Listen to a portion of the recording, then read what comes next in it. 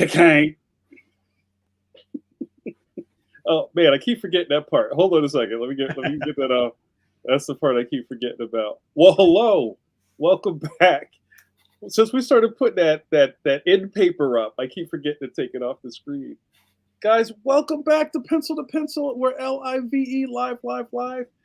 I want to say every Wednesday at 8 p.m. EST. That is not factual. It is every kind of occasional Wednesday at 8 p.m. But I think you can give us some grace, right? It is the summer. The boys of summer need some time off once in a while. But oh man, you're in for a treat this time. We've come back with a purpose. Let's introduce our players here. I am JAMAR NICHOLAS, your first host. I am on the board of the National Cartoonist Society and also the chapter chair of the Philadelphia chapter. I am also a cartoonist good standing. Leon the Extraordinary is my series at Scholastic underneath the graphics imprint. Leon Worst Friends Forever will be in stores October 1st. Pre-order it, why don't you? I would be remiss if I did not introduce our co-host. And I'm going to watch what I'm going to say. I'm not going to say it. But I will say that this man needs to take his flowers. He does not accept his flowers and will not smell them. And I'm going to do whatever I can in my power to make that happen at some point in time.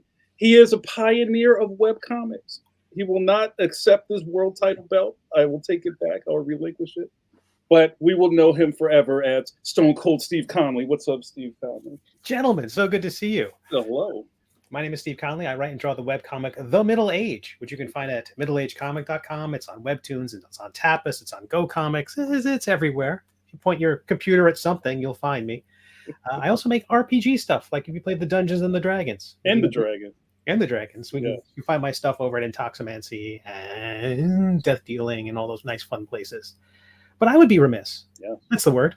Remission. We'd be in remission, yes. If I'd introduce the Tower of Power, the man of the hour, too sweet to be sour, the marvel of mark making, the maestro, Mr. Mike Manley. Hey-o. Hey-o. Hey, Mike, what's going on? I was just working on a week of Judge Parker to get in for tomorrow, and just ended up fighting off a cold. I had it's this weird thing. I had a cold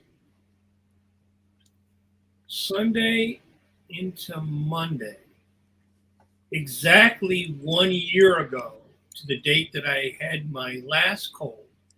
And it was the same thing. I had it for like not quite 48 hours. I was still a little tired, but I got the fever and the chill, and then like next day, so it like winds right up and then goes away. So it's almost like seasonal allergies, but they're colds. But to the date, to the date, that's weird. Yeah, it was really weird and I didn't realize that until I looked at my memories on Facebook, and it was like 1 year previous that I had the same thing. Wow. How are you feeling now? Are you kind of coming out of it? I don't have the fever and the chills and all that stuff. I probably need one more day, but you never get a day as a cartoonist. No. Even with a fever, you're in there working. You gotta get the donuts got to be made.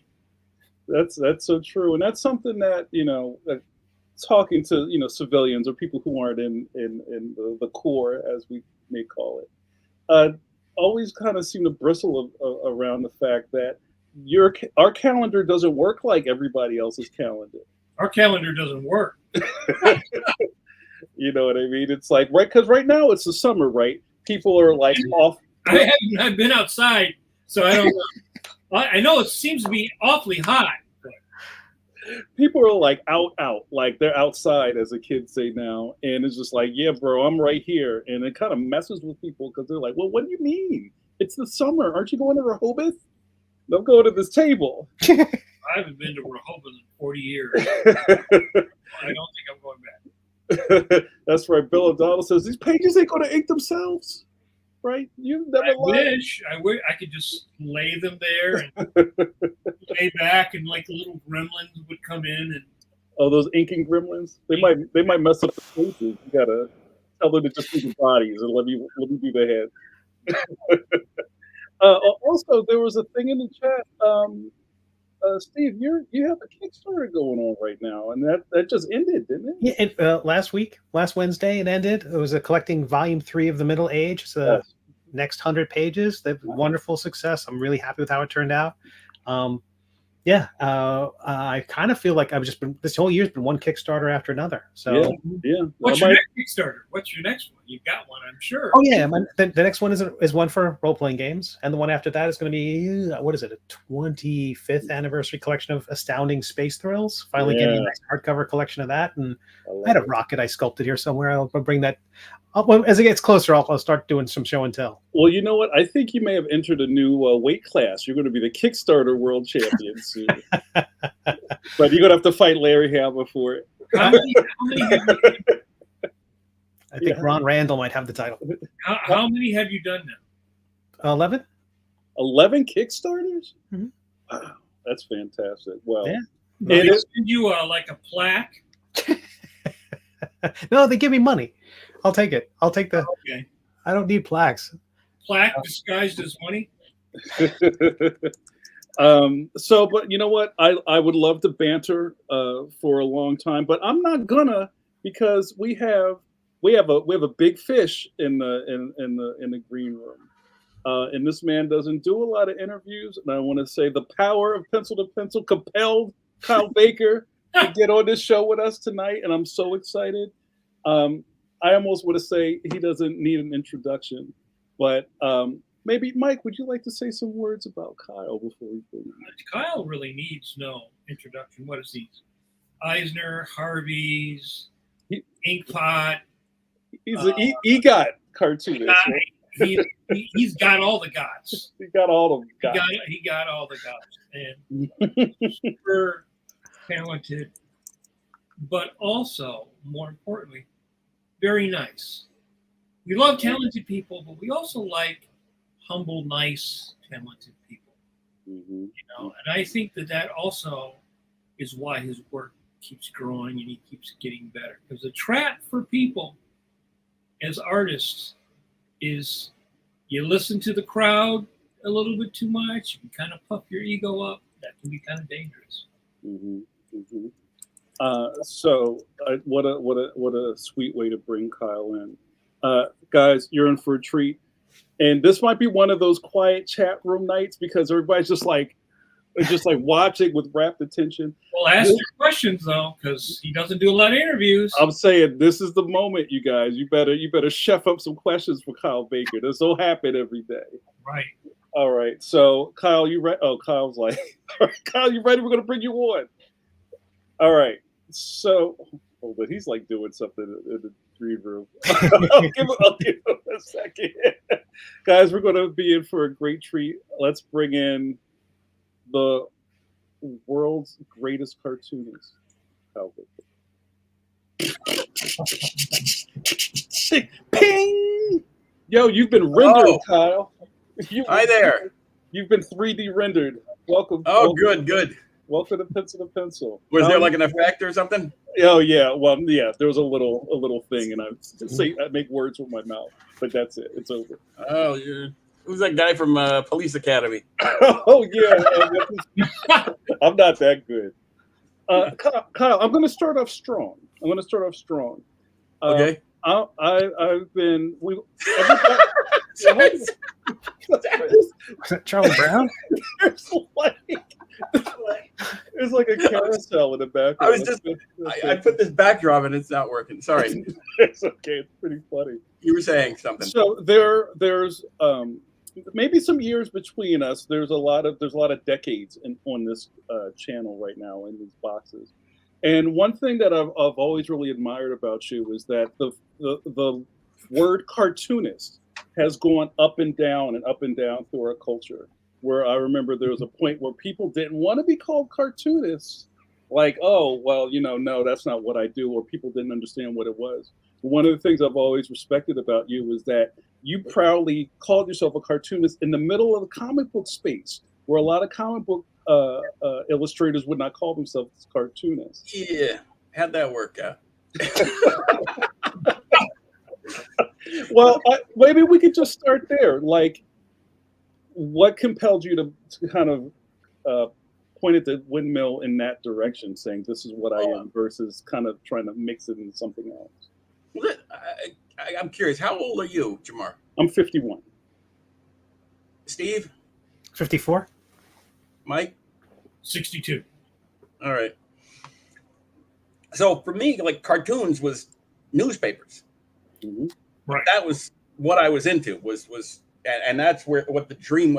The two things I thought were a big deal at the time was newspapers and illustration. So, I was going to be like Bernie Fuchs or Austin Briggs or somebody like that. No, that's where when I went to college, they would tell you want to get in a TV Guide or what was the other one? Newsweek, Reader's Digest. Right. We're like the two biggest selling, and you were going to get rich doing that, Mm-hmm. So that's what so for me, like a cartoonist was like, you were going to be like Al Cap or Charles Schultz or something, where you did the drawing and the writing, and that's what it was, Jim Davis, that sort of thing, but the demand for that has gone wherever it's gone. So do you feel like even kind of the styles that you brought out over the years, they really harken back to your skill as a cartoonist? And I always, like, again, I think it was very interesting that a lot of, just say, like, comic book dudes, we'll call them like that, maybe didn't even show the breadth of styles that you were doing. And then you're like, well, this is what I am. I'm a cartoonist. And it kind of almost sets you apart from everything else that was going on at the time. Well, yeah, again, I think a lot of it, I started at Marvel as an intern, like I was 17 or something like that. And that, the guys that I met there were like the older guys, the Ramitas and, the guys who'd been there from the start, Marie Severin. And none of them had planned to be doing that.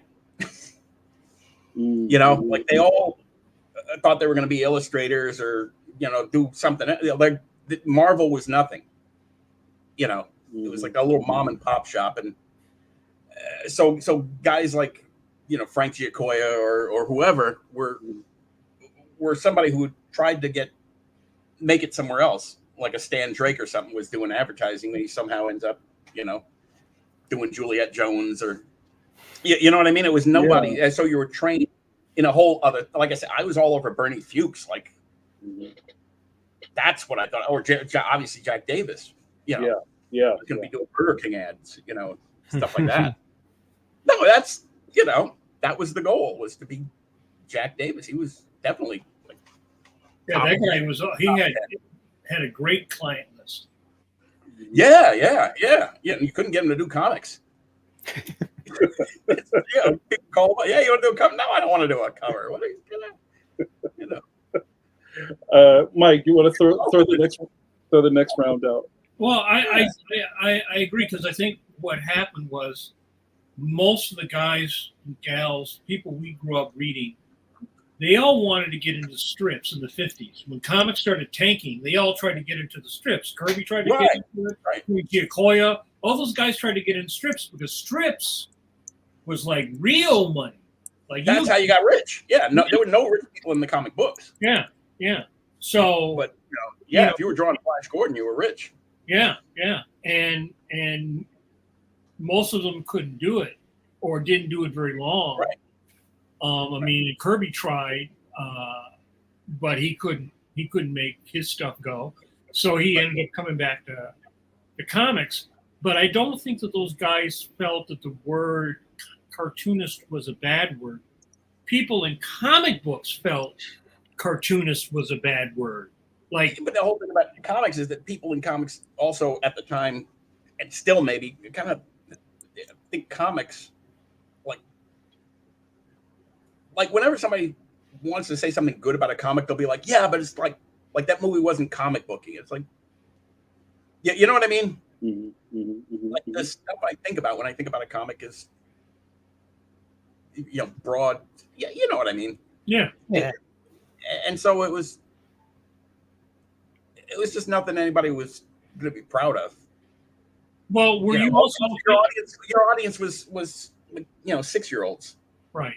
You know, right. But were you a fan of like the Harvey comics or cartoon Bigfoot stuff? Yeah, I like the funny stuff. I still read the funny stuff, like Archie, right, like Harry Lucy and Sam Schwartz, and but I liked Steve Ditko. Yeah. But again, like they were doing a lot of non-superhero books when I was a kid.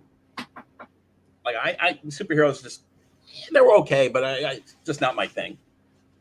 I think the problem with me superheroes that there's too much memorization. They're like you have to learn all these names and words and think. Like I to this day, like I'll watch a Star Wars and I'm like, who's that guy and what are they doing? What's it? And they told me, and it's I should know. And we watched the Avengers movie, and I worked on the freaking Avengers, and I'm like, who's this guy? What are they trying to do? Why are they? It's just too much for me. I'm right. not saying it's bad. I'm saying I just can't. Like a cops and robbers movie. I'm like or a cowboy. I'm like, oh, I understand the cowboy world, and you don't have to explain it to me. Right. Like I'm doing a cop thing now, and it's just I don't have to explain to you. The cop's trying to fight the mafia, and the mafia is trying to rig sports. There it is. Right. It's a thing that happens, and now you're in it. And I don't have to explain a lot. How did we get on this? I'm sorry. Well, we were just kind of going over just maybe the etymology of being a cartoonist. Oh, just at the time, like comics was just like not a thing. It was just like this was back in 1980 or something. Like they were selling them in the drugstore. They were on like shitty paper, the worst printing ever. They're totally disposable. 25 cents. Kids are reading them. I enjoy it and it's fun and stuff, but it was, you were asking about the cartoonists and the respect. Like there was no respect, and again, the kind of cartoons I didn't think I was staying in comics. I don't know why I'm still here.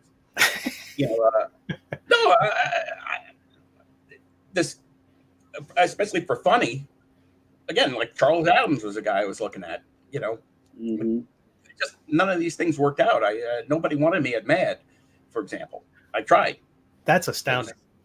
They had Jack Davis. What do they need me for? I mean, Can we stand on this for a second, Kyle? Because this is interesting.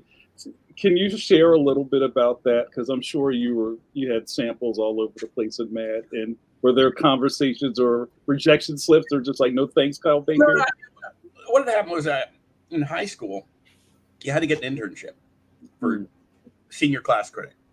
So I tried to get into DC. They didn't have an internship program. I ended up at Marvel because a friend of mine was quitting. He was graduating, so there was an opening. And so again, I was not really a Marvel guy, and they weren't doing humor. They had Crazy, I guess, but it wasn't really.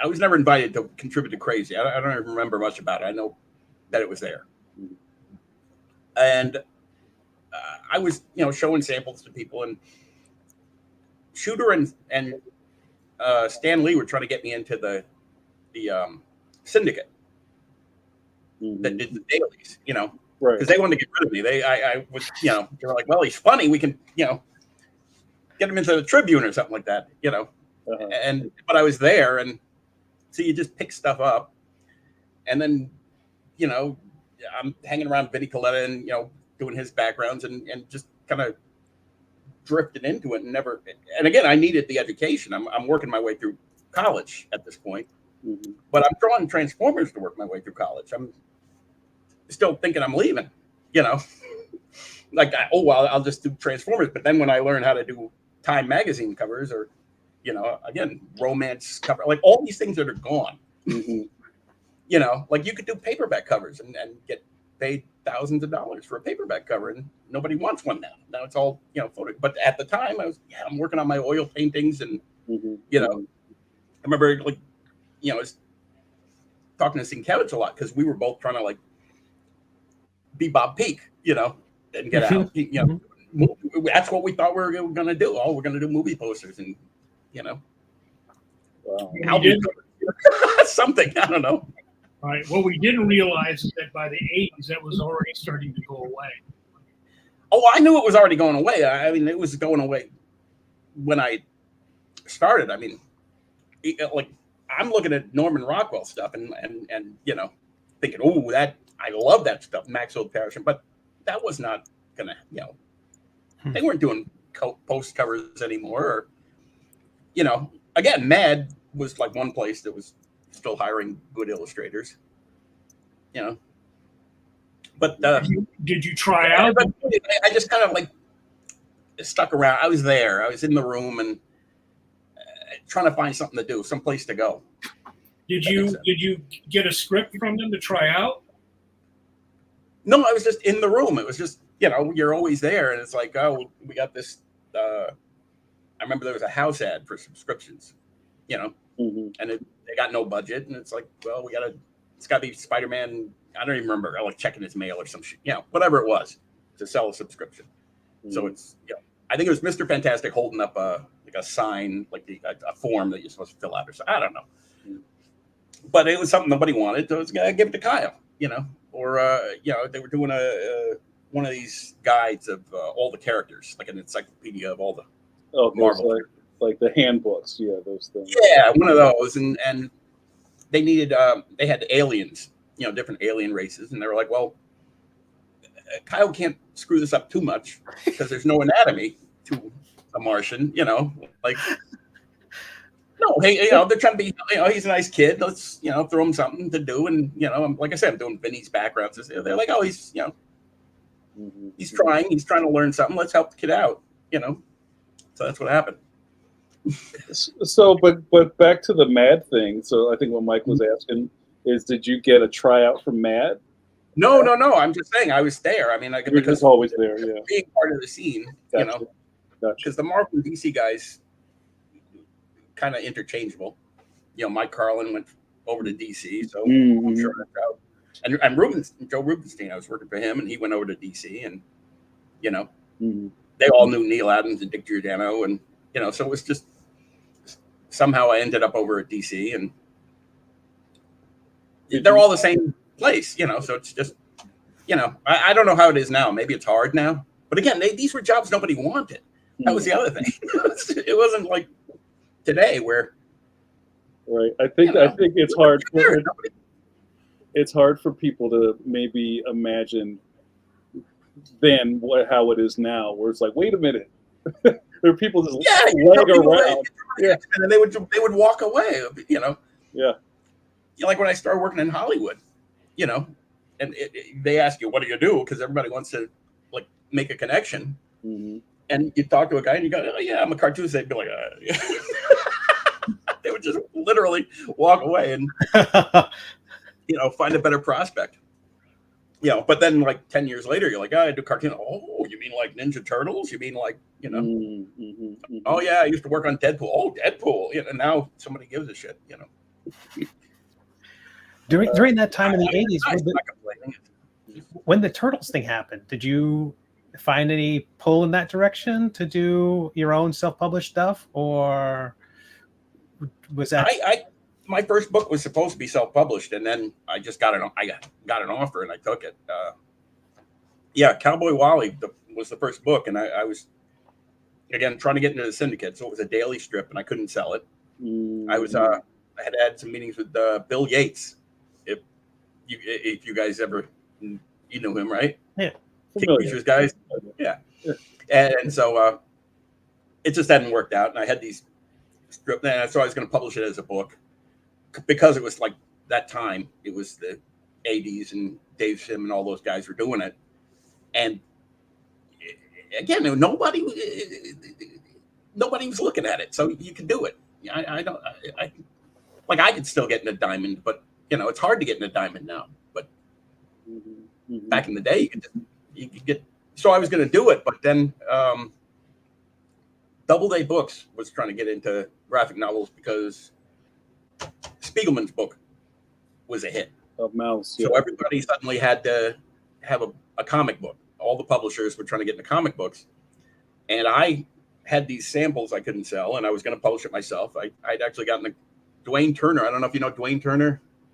Is a Marvel guy, and we had worked on it together, and we were going to publish it. Like he had done it was 2 stories in one or whatever it was, and but Doubleday was trying to find somebody, but they didn't want to pay a lot of money, and so a friend of mine named Ron Fontes, who worked in the production in the bullpen at Marvel. Like, oh, there's this kid and he's hanging around the bullpen and he's got this comic he's trying to sell and you can probably get him cheap.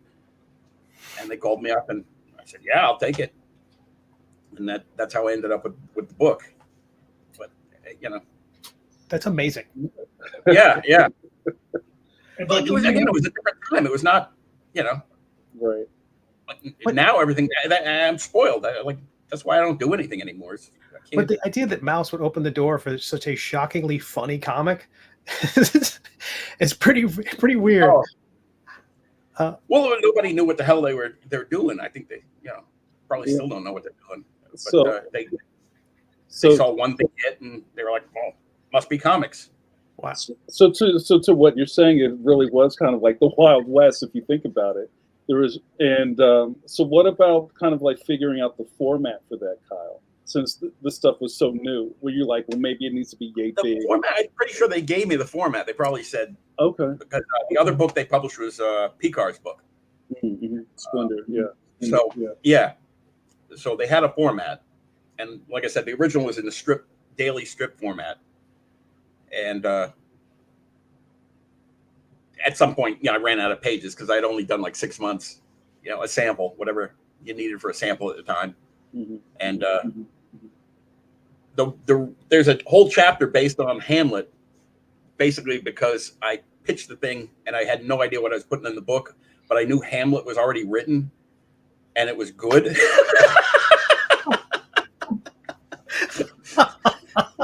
No, I was like, well, I know that they the plot and the characters are all figured out, and all I got to do is adapt Hamlet, and it's 90% good. It worked. It's a good chapter. Now, when that came out, did that change people's attitude or idea about comics? Well, it was the first thing that where the name was above the title, so that counted for something. And it was the first time that I could show people what I was doing. When you're working on another property, for example, like when you're working on the Phantom, it's already established. I mean, you got to do what Lee Falk kind of set up, and that's what they're paying you to do. You know what I mean? Right. And so that may or may not be you. I've only actually, now that I think about it with Mike, I've only seen like Superman and Batman and that kind of stuff, and so I wouldn't actually know what if you have your own thing, do you? Yeah, I mean, I started publishing in the late 90s. Okay. But I mean, is it like a different kind of thing, or is it similar to what It was a humorous superhero thing, sort of like Angel and the Ape meet Frankenstein. Okay. Yeah. I wanted to get away from the. Yeah, nobody would know you did that if you hadn't done that. If that makes sense. True. Right. Yeah. So so I'm up to that point, I'm the Spider-Man guy or whatever. I'd also worked for Milton Glaser, so I was doing a lot of kid books and things like that. And to this day, when I do stuff, it's a lot of it's because no one will know you want to do it until you do it. Like a couple of years ago, I started painting watercolor again, just because I was thinking about what do I like, and we were talking about those old illustrators, and I was like, I kind of miss that old, like I said, I originally wanted to be Bob Peak and Austin Briggs, and I was like, I gotta do that, and so like the Decathlon, the cover is like a Bad McGinnis cover. I was trying to do it like that old James Bond McGinnis stuff that he and again, having not done that before, you wouldn't think about me for that stuff. But then I got a call for a DVD cover because they had seen that kind. So a lot of times I'll do stuff just because no one would know. Nat Turner is another example. Like, you wouldn't know that I had any interest in history books based on Transformers or Rugrats or something. You know what I mean. Like, if somebody sees Rugrats, that'll get you Phineas and Ferb. Right.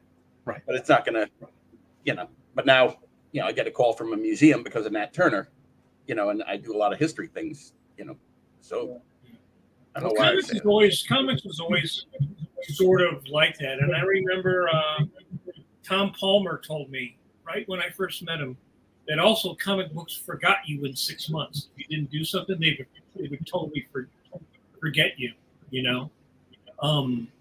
But yeah, the comics tends to typecast you because everybody's desperate. So they want the guy who did Spider-Man to do Spider-Man because they know that you'll do Spider-Man.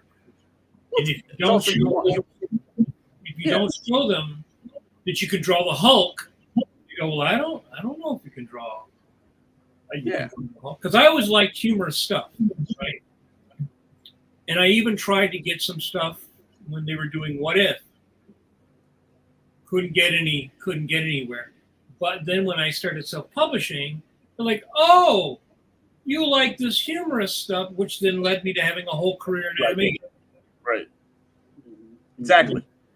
A lot of it is also that, you just want to, as an employer, you want to minimize risk. I mean, you're the art director. Somebody's like, well, we want you to do a Coca-Cola ad. You give it to a guy who hasn't done one, maybe he won't do it right. So you give it to the guy who's done 100 of them because you at least don't have to, And again, I like those kind of jobs. When I do a superhero now, I can do it in my sleep. I mean, there's a way to do it. There's a formula, and stock poses, and you do your best Jack Kirby and your best John Buscema, and everybody knows what you're doing. You know what I mean? Yeah. For sure. So, I'm really interested in when you went back. Now you've had your book come out. Your name is above it. And are people thinking of hiring you also to write? You're in a different category. Yeah, well, I remember with that particular book, what happened was I was drawing Spider-Man, and I had to quit drawing Spider-Man to do this book, Cowboy Wally. But they weren't paying anything. They were paying $5,000 for the whole book. And I was doing Spider-Man, which is more than $5,000. So I'm going broke working on this book for like a year. But the reason I did it was an opportunity to do my own style and my own characters and, name above the title and all that. But I was broke by the end of the book. So Mike Carlin called and said, do you want to do The Shadow? And by this time, it'd been a year, and I had established like my own style and approach, and it was a brand new thing. And I said, sure, but I knew they hadn't seen the new stuff. Before I had left, I was doing like a Tom Palmer kind of, Neil Adams, kind of Marvel-y thing. Mm-hmm. So I said, well, I'll get a contract before they see the new style, so they can't fire me. So it's like, I'll do it if you give me a 1-year contract for The Shadow. And then I bring in this new style, and they're like, okay, yeah. They didn't make as much trouble as I thought, and but again, it was just working on somebody else's character. It takes a year for like a book to come out and circulate, and for anyway, so it didn't really do much. But then Paul Levitz ran into me in the hall when he saw the book, and he was like, why didn't you bring this to us? And I said, you turned it down. And he said, okay, give me the next one. And that's how I ended up doing books for DC for a while. Wow. So it's also what's really funny about this is you're kind of in the middle of watching your profile raise in real time, right? It's like, well, hold on a second. You didn't want it. Now you want it, which I think is pretty hilarious. I don't know about profile rate. Again, it was a very small world back then. Mm-hmm. You know, even Batman, there was no Batman movie. Right. It was nothing. It was just, you know, that's why it was easy to get in. It was not great, you know, but because it wasn't great, you could do whatever the hell you wanted. Right. I mean, what I loved about it was that they had deep pockets and didn't care about selling any books.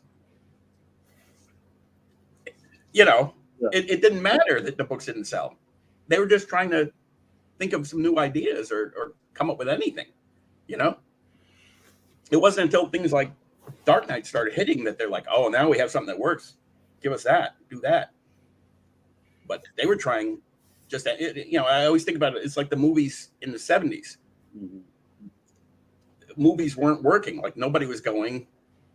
The formula wasn't working. People were watching TV. And so they were just like, let's get kids out of film school and maybe something will happen, you know? And so guys were just doing, you know, Spielberg and Lucas and just throwing anything at the wall. But now that it works, they're like, give us another Star Wars, just make Bad Boys 8. And, you know. No, that's really true. Yeah. So it was just, I'm sorry. Nice. Hold on. Somebody's echoing. Just if everybody who's on the stream, just make sure you don't have like YouTube on in another tab because something's. Oh, that's a good question. Oh, somebody's echoing. All the tabs. You don't have to close everything, but just Mike, check yours too. Well, I don't have. That's it. Not me. Okay. All right. Well, we'll just. I do have a speaker. I'm on a speaker.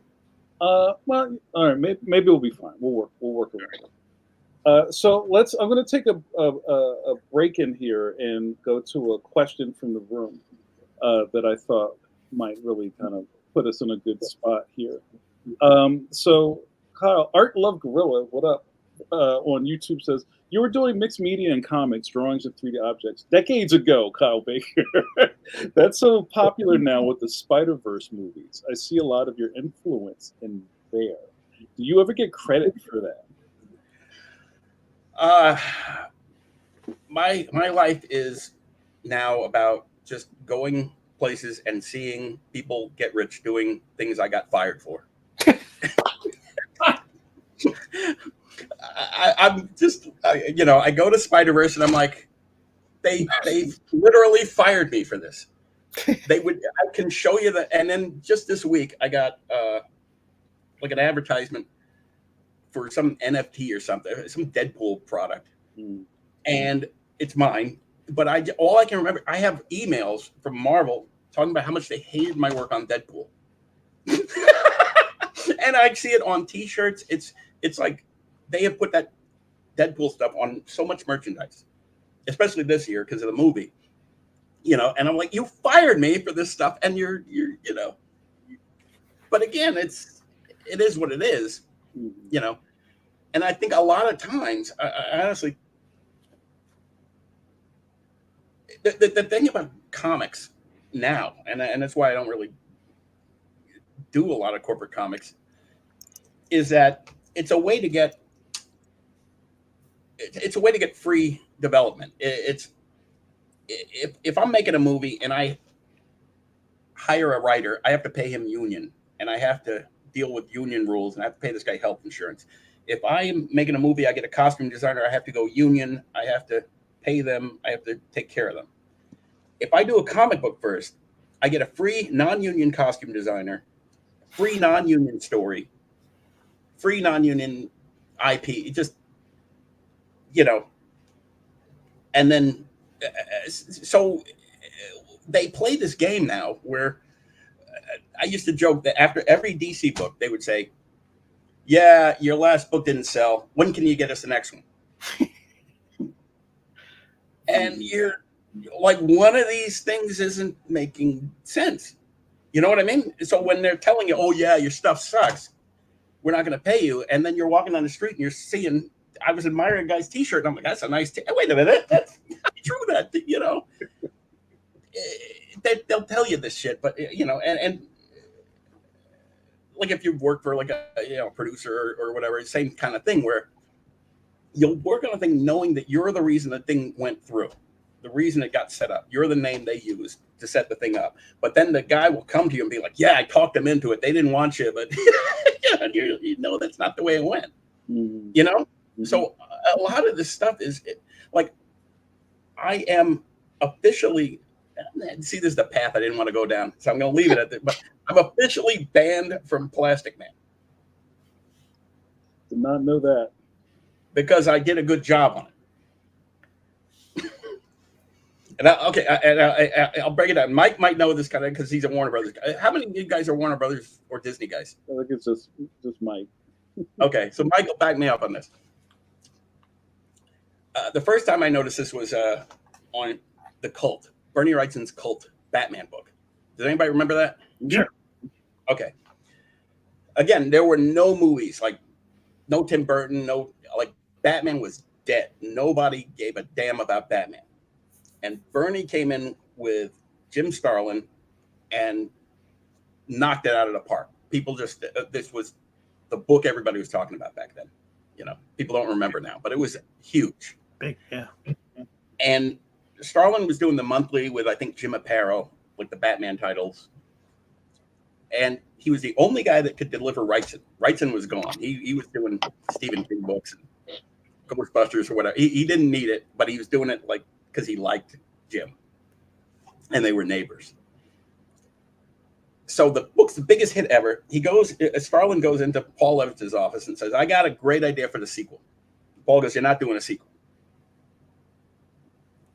And Starlin's like, I'm pitching you a sequel to the biggest, this is the biggest book of the year. You've got nothing. This is the only thing that sold this year. And you're not doing a sequel. He's like, the guys upstairs are worried that you guys have too much leverage, that it's becoming Bernie Wrightson's, because the only guy right now who can sell Batman is Bernie Wrightson, right? Like, you can't make a Star Wars movie without Harrison Ford. Like, you can't make Indiana Jones without Harrison Ford, you know, or when they had that, like, you can't make a Mission Impossible without Tom Cruise. So that means every time he gets another 20, you know, you gotta, you know, so they don't want that situation where, you know, like if Stephen King wants to quit, you got to pay him, because if you don't pay him, somebody else will. You know, but when the guy who draws Spider-Man says, "Hey, I'm going to leave," they're like, "Yeah, good, we get another guy." So that was the first time I saw it. Second time I saw it was I worked on Looney Tunes, the Back in Action with Brendan Fraser, Bugs Bunny and Brendan Fraser doing like a Space Jam thing, and we had seen every actor in town, you know, all the voice actors for Bugs Bunny. And the number one best guy was Billy West. Mm-hmm. You know Billy West? Okay. Yep. He Bugs Bunny, Ren and Stimpy, Future. He might be one of the best guys in Hollywood. He's just funny and he could do every voice, which is rare, to be able to do every voice, like Mel Blanc. You know, you can be Tweety, Bugs Bunny, Daffy, every single voice. So we go back to the studio. We're like, Billy, we saw everybody. Billy's home run. Billy's going to be a star of this movie. They said, no, Billy, because he was a star of Space Jam. He's been doing AT&T commercials as Bugs Bunny. He is becoming the next Mel Blanc, and we don't want to give him a raise. You can have anybody except Billy. So third example, and then I'm dropping this whole thing because I didn't want this to turn into this. But while I was at Looney Tunes, while I was at Warner Brothers, I wanted to, you know, keep my contract. So I'm trying to pitch the next idea. So I had two ideas that I developed at DC. One was Plastic Man and one was Superman's Babysitter. I said, I got these two great comics. They're hits. They're doing great. You got to see these things. I want to do these as shows. Either one of them. And nothing comes back. You know, they finally, nobody wants to do it. I say, okay, I go back to New York. I go to San Diego like a year or two later, and everybody's coming up to me at my booth because they all come down from LA. Hey, we love your Plastic Man show. It's amazing. Congratulations. You really did a great job. I said, I don't have a Plastic Man show. No, you do. It's definitely your show. And sure enough, I see a pilot of Plastic Man, and Stephen DiStefano has drawn it in my style. You know, it's like because I redesigned it, so it's obvious it's me. It's not Jack Cole. It's me, because I'm doing Jay Ward. so it's clearly me. So I know all these guys because it's the Justice League guys, it's the Batman guys, it's Bruce Timm and the rest of them, and I go into one of them, how do you do this to me? You knew I've been working on this thing for years. And they were like, we wanted you. Everybody in this room was like, we got to have Kyle. And the guys upstairs said the same thing they said when Billy wanted, and the same thing they said about, right? And so when I did, if you look at like Wednesday Comics, which is the next job I did for them, they were like, you can have any character except the good characters. You can't have Superman and Batman or the Flash, and you can't have Plastic Man, but you can have anything. Oh, you can't have Wonder Woman. I was like, Hawkman I ended up with, So like, but do you think that this was also partially, was this post-Image? Yeah, well, it was post-Image. Yeah, because I had a creator-owned contract because of Image. They didn't want me to go to Image. Right. So that's how I ended up getting a deal a nice deal at DC. Was because I think that I was talking to him. Part of that too is that, or Dark Horse. Right. They also had creator-owned. They decided that they would never allow another artist, creative person to have that kind of power. Yeah. So it became more editorial driven, less art driven, more editorial driven, therefore that they could retain control. Yeah. It's, at a certain point, it's just, there's no, your incentives to do good are gone. It's like, I remember when working on, what the hell, some X book, some kind of X-Men thing or something. And just, I remember getting, no, it was like I got a royalty check for like old X-Men stuff, like for $20 or something. And I'm like, wow, I made more money in X-Men royalties than Jack Kirby this year. And it was like $20. The only guy getting screwed at Marvel is the guy that made up Marvel. Again, you're looking, if they didn't pay the guy that drew Mickey Mouse, they're not going to pay you. If they didn't pay the guy that drew Superman, they're not going to pay you because it works. Why would you change that formula? You're looking for another guy to rob. It's a great system. If you had to pay Tex Avery, it wouldn't be worth it. Yeah. So did you decide then that what you would do is just work on your own stuff? Well, again, going into it, you knew. Again, having met the old guys, my first week at Marvel, Wally would kill himself. Again, it's the winners. When it's the winners that aren't happy, you don't have a future. Right. It wasn't like you think that if you made up Superman, they take care of you. You like to believe that the reason they don't take care of you is you didn't make up Superman, right? Or that you didn't draw Plain Crazy, the first Mickey Mouse, movie or whatever it was. Was it Plain Crazy or Steamboat Willie, whatever? But they just kicked this guy to the curb. The guy, and it just goes on and on and on like that. So that going in, that you want to be Jim Davis, even to this day, like there are guys in this business who made money, and there are guys who didn't. So Matt Groening made money because he self-published. Frank Miller made money because he quit. You see these ways out. Yeah. You see guys like, Charles Adams or Peter Arnold. You look at the winners, the Jack Davises, and you say, well, there is a way to do it. And just like with any business, there's the winners and the losers. And you can, I was thinking like steak. You can sell a steak for $5, or you can pay $200 for a steak. And a steak is a steak, but there's a nice, you know, if you go to the Four Seasons Hotel, it's going to be $200 and going to treat you right. And it's going to be special recipe. And they got some reason that you're paying $200, you know, or you can just go to the grocery store and get yourself a piece of meat for $5. So with choosing a career, you can be the artist that makes no money, or you can be the artist that's getting paid. There's always some guy who's getting paid. And if you do with anything, if you do what the guy who wins is doing, you're gonna, you know, if you do what Dwayne Johnson does every day, you're gonna look like Dwayne Johnson. If you do what Bill Gates does every day, you're gonna be Bill Gates. It's just, you know, the reason we're not LeBron is we do not spend our time the way LeBron spends his time. No, you know what I mean? Yeah, no. So I look at a guy like Jim Davis, and I'm like, that's the way to do it. You know, a guy like, you know, Kevin Eastman, he did it right. You know, you know, I love that. You don't have to do the bad thing. There's so many questions in this chat.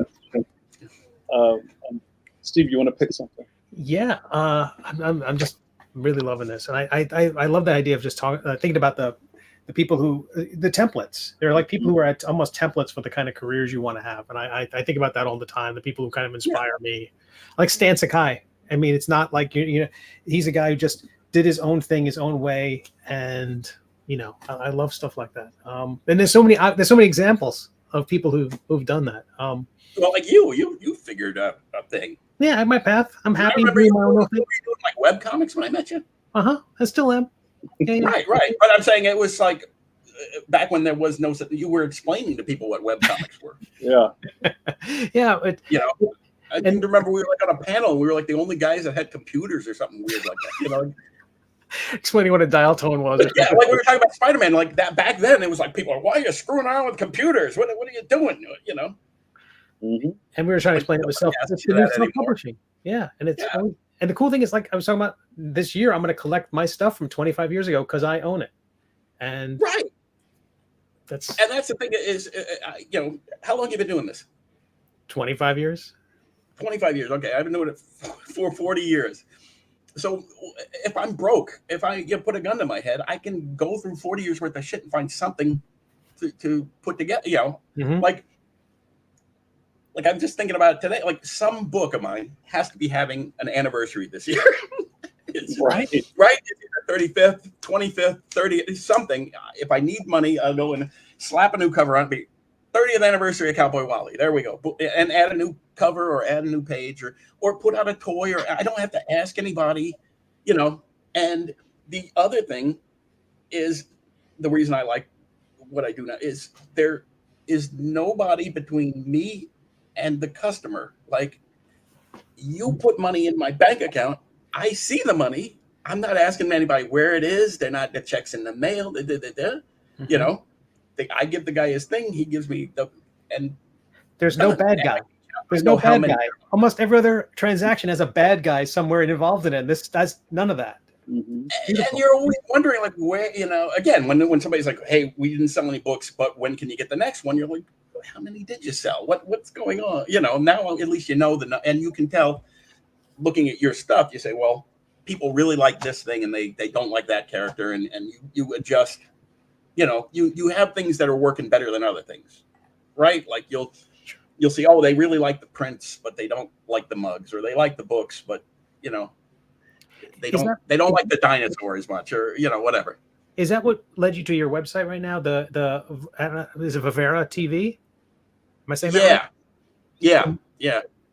And that's your hub for your self-published work? Is that what that? Yeah. That's what it is. Where does that name come from? It is Latin for cartoonist, and a cartoon, and everything else was taken. Fair enough. I had to register my your corporation. It was like, you know, comics.com. Everything was taken, and I went with .tv because at the time I thought I was going to be doing more animation. Mm-hmm. There was a shift in direction during the pandemic. I was kind of out of everything, and when the pandemic broke out, I just graduated computer school. I got my IT certificate, A+ certified IT guy, and I was just going to move into computers, but then we were locked down for 2 years, so I couldn't do like job interviews. And you know, your certification runs out because computers change. You know, after 2 years, your knowledge is obsolete. So I was just locked up, and I had this website, but I thought I was going to be doing more animation. But then that business kind of like we went on strike and stuff. So it was just at the end of the day, it kind of ended up of like I started selling more artwork again. And so the books were just like a way to generate artwork. Right. And I like I'm not really like of all the ways that I can make money off of these things, like books is like at the bottom. So I don't actually books are like a break even all. Again, I always look at it like Garfield. Garfield is basically free. Yeah. Every day. Like I can read it in the paper, I can read it, you know, it's free.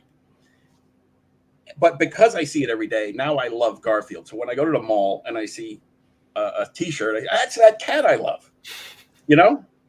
So the books, most of them, you don't, they're just free. I break even on them. But somebody will buy an autographed book, and that is all profit because you're still paying the same price for the book, you know. So 90% of books are just free. They you know, that's why I post them on the websites, because I'm not making any money. But because you read the thing, you might say, "Oh, I want to buy the cover," you know, or I want to buy an autograph. You know, you can get with sketches, you know, in it for a lot of money, or you can get it with. You could buy the drawings that were in the. You know, there's all different ways, and those seem to do more, business than me. That's why I was asking. Like, you look at your thing, and you'll see. You might think that the website was the thing that was going to be the hit, and it turns out no, everybody just really likes these dragon mugs, you know. So I'm not knocking it. I did not think that was going to be like. I have this one book that it's an art book. Like I took a bunch of paintings that I in color, but because of the budget involved, it's a 50-page book and it's full color and it's an art book, so I had to like have nice printing, so it's ridiculously expensive. Yeah. And so I figured, well, I just want it out there. I just want to have, because they're nice paintings, and I just did it because it was done. And it turns out that, again, that while I've only sold maybe a few copies of that book, that is the one that people want the sketch in. So even though you've sold like only 5 books, you've sold 5 books at $200 each. Right. Whereas I got another book that might have sold 100 copies, but only $1 each. Absolutely. You know what I mean? Absolutely. And so like over the years, what's evolved is you realize if you want to make $1,000, you can either sell 1,000 things for $1 each, or sell one thing for $1,000. Right, and that means you only have to find one customer. So it's easier to just like bang on 100 doors and find that one guy with $10,000. Because no matter what, 100 guys are going to tell you no. Like, no, selling anything is 99% no. Right. But if you're gonna sell a house for like $1 million, you will take a year and you'll put everything into selling that house. You'll take out an ad in the paper because you're going to make $1 million when you sell that house. So you can spend, $5,000 on a full page ad because you'll put a billboard up. You do what it takes. But if you're only making $1 markup on your book, I lose money putting it in the mail. I can't even send you a postcard. Right. Absolutely. Like I thought about that. I was like, yeah, I could, send out like $1 million. You gotta get a mailing list and send out like postcards, and you get your money back. But to find that one guy who wants to pay $10,000 for your painting, that's worth knocking on the doors and building a website. Again, I'll put a week into the website, or like these videos I make. I've been doing like videos of the drawings because every time I post a video of me drawing, I sell one book for $200. So I'm like, that each video is worth $200. Right. That's the monetary. That's my budget. Yeah. right? Like, Yeah. If somebody's like, "Why'd you take 2 days to do this video?" You're like, "Well, I made $100 a day." If you took a week to do the video, you made less. But you know what I mean? That's kind of Right. how I'm also interested about your sideways path going into computers. Yeah, I like computers. So you were kind of an early adapter, one of the earlier adapters. Yeah. Going to computers, but you were thinking you were going to get out of art altogether? No, I just think that the world is moving towards computers. The biggest issue right now that I see is that we're losing retail spaces. Mm-hmm. Like, if I want to buy a book, I wouldn't even know where to go. I live in Queens. There's a bookshelf at Target, but it's like, it's one shelf. Yeah. JAMAR might be on it. Are you on it? I hope so. I gotta check. Yeah. I don't know about Queens. Yeah, it's like 12 books on it. Yeah. So yeah, there's no newsstand. We don't have a newsstand. We don't have anything. And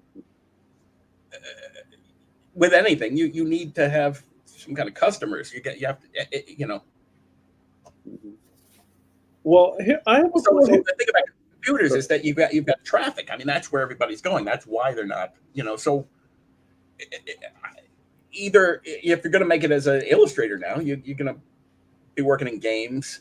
Like I say, that TV show I worked on, I doubt that anybody saw it on TV. They probably went to the website and watched it, or that's where I saw it. I don't even, I don't think I have a TV connection now that I think about it. You know what I mean? Like I have a TV, but I don't think it's hooked up to an antenna or something. I don't think I can watch CBS. Right. Well, Kyle, how do you feel about computer? To get back to the computer thing, it's just to be able to be around, you're going to have to know computers, and a big problem with anything, when I work with printing, the main thing I like to know is what kind of printing I'm using. You don't want to do the same kind of stuff that you're doing on newsprint that you're doing on nice papers. You're going to run into this thing where it doesn't reproduce. Back in the old day, now that I'm again going back to publishing my own stuff, I've gone back to drawing for cheap printing. That whole what we call the comic book style was designed for the worst printing of all time. The registration was crappy, so they were like, "Oh, you got to have a big solid outline because the registration's all over the place. You only got 100 colors, so you got to really pick them, and you got to make them contrasty because it's going to sink into the paper. It's going to So I do the same thing. It's like, okay, I got 2 colors. That's all I got, And again, I try to go with the cheaper option of printing if I can, if the fans don't complain, Yeah, you know what I mean. So. It's like, well, how good can I make? I look at a lot of Warren comics, the old black and white Warrens, and again, Mad, because those are 2 like black and white books that don't look cheap. Right. Like a lot of times when I see a black and white book, I can tell, well, it used to be in color and they lost their, but it's just a Spider-Man reprint, but they don't have any money, so they're printing it in color, but it would have been better in color. Whereas Mad, you just looked at it and you're like, that's supposed to be in black and white. It looks good. So I deliberately do high contrast because it's just, it's bad printing. It's print on demand, but it looks good. I mean, I do. So I'm sorry. So with computers, the more you know about what you're working with, like, processors and stuff like that, you don't overdo. Like I used to make video games that you couldn't run because my computer is better than your phone, Right. And yeah, it's a great game if you want to wait 6 years to download it, and so you have to I can't do that on the web.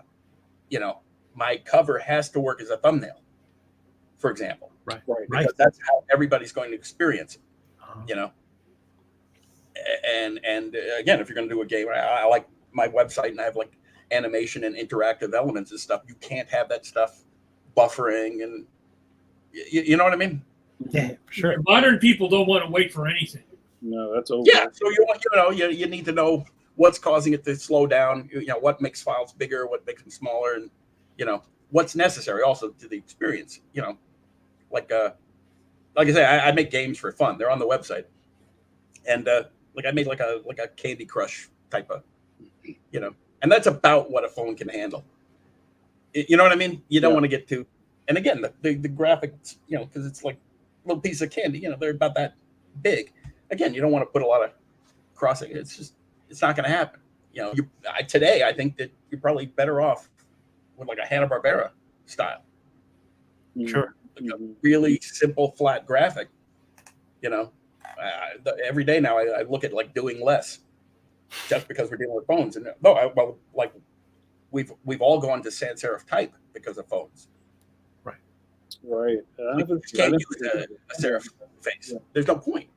You know, and again, subtlety. You know, in color, not going to happen. And with sound mixing, you know, again, when you're doing sound, it's coming out of a phone. Most of the people are going to hear it on a phone. How will the sound echoing off of bathroom walls? Yeah. So, you know. Kyle, so I just like to stay viable. Yeah. Sorry. Kyle, I want to get back to the questions because we're quickly running out of time. I told you.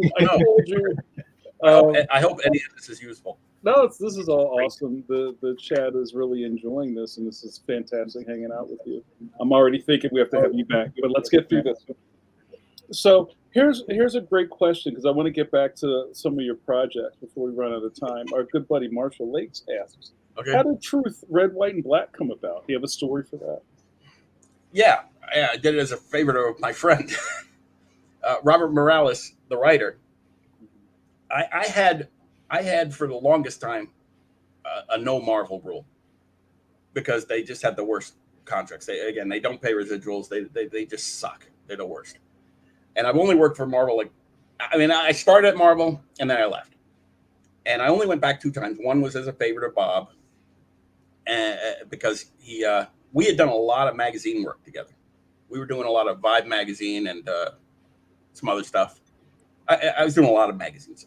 And so Bob would write it, and then I would be the artist. And so it was like a Simon Kirby thing. He'd get the work, and he would just call me. So we had that relationship. And so it's like, yeah, I got this Captain America book, and I like it. And I said, well, normally I don't like working for Marvel, but I like you.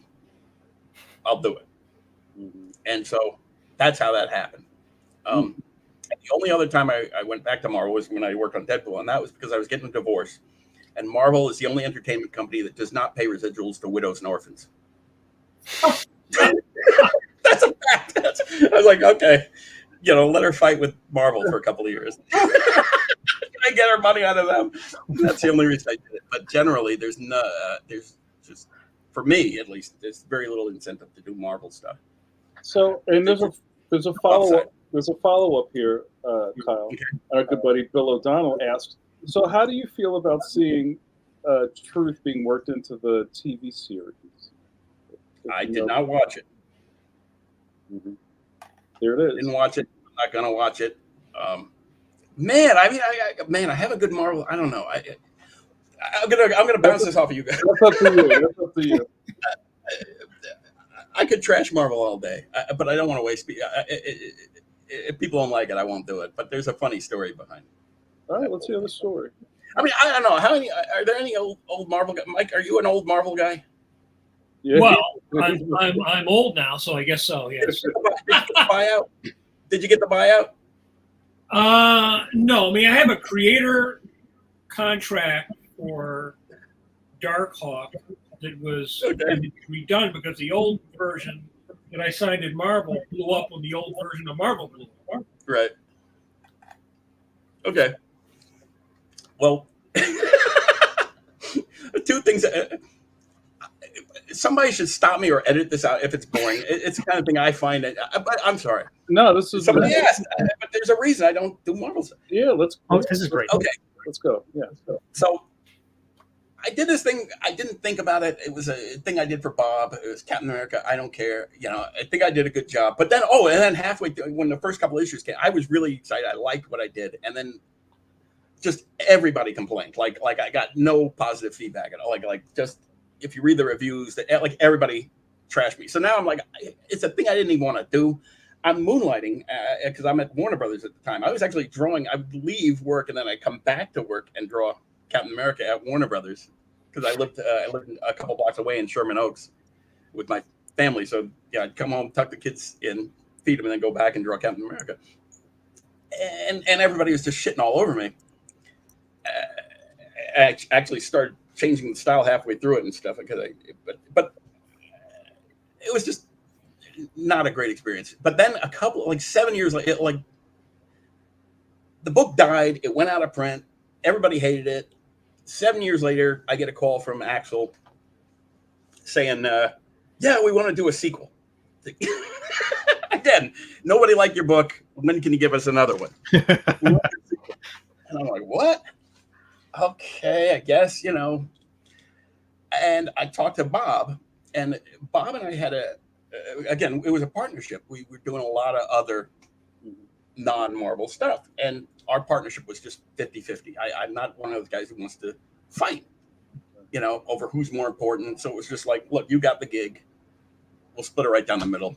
I don't care. And so when we negotiated the Marvel deal, it was, yeah, give Bob whatever you give me. I don't want to break up this team over some stupid money or credit or nonsense. We're getting along great. So they called 7 years later and well, we want to do another one. And I'm like, that sounds weird that they would want to do a sequel to this book that everybody absolutely hated and bombed. But okay, I'll talk to Bob. And I talked to Bob, and it turned out that they were talking to Bob. Bob had been writing Captain America for like another couple of years after that. He'd been writing Captain America regularly, and that's how the whole thing had come about. And I'm not really sure about that because I don't really follow Marvel. But he was somehow involved for years on Captain America. And he told me that when they moved, when we were negotiating the new contract, they asked him for a copy of his contract. And at some point in the conversation, it became apparent to him that they had lost our contracts. And at some point, Disney had bought Marvel. I'm not sure where in that timeline that is, but things change because anybody who knows Disney, they're awful. They're just brutal. So the contracts had, I guess, gotten worse. So they had lost the contract. So no one had any record of any kind of who owned what. So technically, Bob owned the work. Like me, I'm like, I again didn't care because I'm just ripping off Kirby's or Simon's character design. So I don't really, I don't really feel like I have a horse in the fight, a horse in the race. Yeah, a dog in the fight. If you want to pay me, that's great. If you don't want to pay me, yeah, I didn't make up the character or the costume, so I don't, whatever. But Bob, at this point, starts arguing with Marvel about ownership and blah, blah, blah. And at the same time, I had heard this story from Shooter. There's an interview somewhere where he had gotten a call about Secret Wars like 20 years later. And they were like, yeah, we want to do a sequel to Secret Wars. And Jim was like, wait a minute. I know what this is about. You just want me to sign some kind of paperwork. You don't have to dick me around and pretend you're going to do a sequel to this book. Just, yeah. And sure enough, they sent him like this 200-page contract. And he's like, yeah, look, I'll just sign it. I used to work here. I know how it is. Right. You don't have to they're just like, try to rip you off out of force of habit. I'm like, no, you don't have to rip me off. I get it. Yeah, I don't, he had made up some characters that had appeared in Secret Wars. He's like, yeah, you own them. I mean, I was on staff. He was the boss. He's like, I'm not going to fight you. So it was the same thing. I didn't care, but they had him on some kind of technicality or something. So Bob was going to try and squeeze him. So they're dangling this Captain America in front of me, and I don't care. I'm like, guys, do what you want. So then they somehow it like ended up being Deadpool because they were just trying to keep me around. Anyway, I'm sorry these stories are so long and stupid. No, but then what happens is, so then again, that goes the way it goes. The Captain America book never happens. Bob's fighting with them. So they ended up putting me on the Deadpool. I did the Deadpool. I left the Deadpool. Time goes by. Marvel's lawyers start trying to call me. Now, Marvel's lawyers have my lawyer's phone number because they're lawyers. So I'm like, if they're calling me and not him, something's wrong.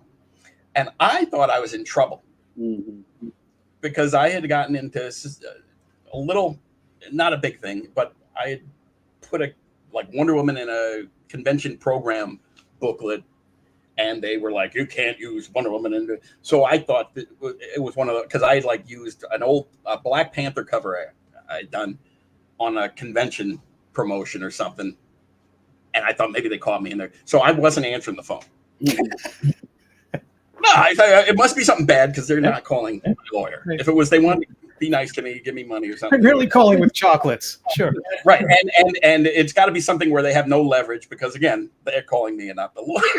So I'm just like, I'm not going to answer. So months go by and I'm talking to a lawyer about something else. And I'm like, if you happen to be on the phone with Marvel, find out what they want. They've been bugging me for months and I'm sure I'm in trouble, but just make it go away. I whatever. He calls back and it turns out they want to give me money. They want to buy all these characters because Shooter, we had all gotten these creator-owned deals with residuals and all this other stuff. So I made up a bunch of characters, over the years, and they wanted to buy them out. And I hadn't answered the phone, so they thought I was playing hardball. So the price had gone up. You must have heard that. So now they're offering me like twice as much money or whatever. And I'm trying to remember. So the contract is basically, I hope that I'm not in trouble, but again, what are they going to do? The contract, they're dangling this ridiculous carrot. Because again, if you know Marvel, you know that there is no back end, there is no carrot, there is, it's a magic. But so they give you this list of all the money they're going to pay you if they use your character. Like first they had a list of all the characters I've made up, and it turned out to be a lot of them, because they're counting like walk-ons. There's a lot of incidental characters and background people, and whatever. I don't know. It's been 40 years, so it adds up. So they give you a list of characters, and then here's what we'll pay you for each thing. If it's a T-shirt, we'll pay you $100. If it's a movie, we'll pay you $1,000. If it's a 2-hour movie, we'll pay you this much. If they do this, if it's a streaming series, we're gonna pay you this much, right? This is, and if it's NFT, we're gonna, and white dollar signs are dancing in your eyes and everything. And then the next thing is, and if we don't pay you, you agree not to sue us. Wow. Yeah. You agree to that this will be tried internally, arbitration. You won't go to court, and we will decide whether or not we actually owe you the money. Okay.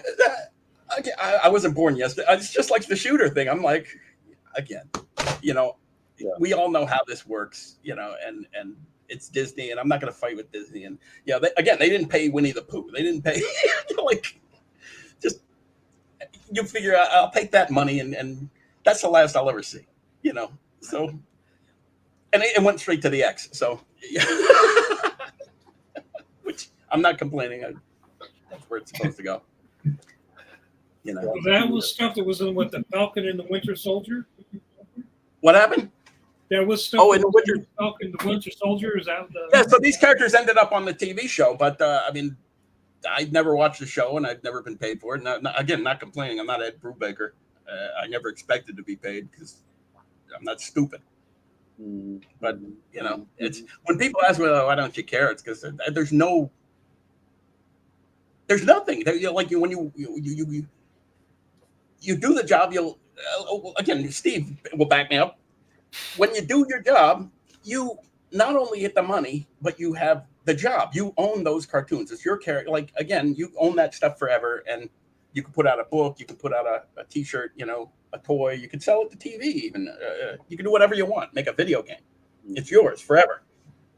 And so when you do a work for hire, you get paid once and never again. You're going to see your stuff on T-shirts, you're going to see your stuff in movies, you're going to see on toys, and you'll never be paid again.